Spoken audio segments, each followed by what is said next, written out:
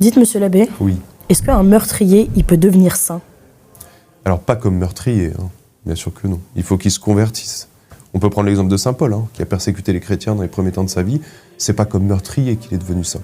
Donc même tout péché en soi, tout péché grave, tant qu'on est dans l'état de pécheur, on peut pas être saint. En revanche, si on se convertit postérieurement et qu'on a abandonné ce péché et cette vie-là, on peut devenir saint. C'est arrivé plein de fois dans l'histoire de l'Église, d'avoir des hommes qui ont fait n'importe quoi au départ et qui, ayant connu le Christ et s'étant convertis, ont fini par choisir de suivre le Christ et sont devenus des saints.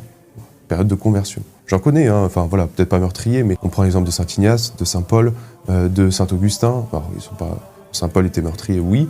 Saint Augustin ne l'était pas. Saint Ignace était soldat. Ils se sont convertis et pendant la première partie de leur vie, c'était plutôt des patachons, quoi. Voilà. Et en définitive, ils ont suivi le Christ et là, ils sont devenus des héros de Dieu, je dirais. Donc c'est faisable, voilà. Mais ce n'est pas leur péché qui est la source de cette sainteté, c'est la conversion liée à ce péché. Ça, oui, ça peut être un motif pour lequel, eh bien, on devient saint. Parce qu'ils ont été beaucoup pécheurs, ils peuvent peut-être comprendre encore mieux l'amour de Dieu. Mais là, on rentre dans un domaine assez subtil.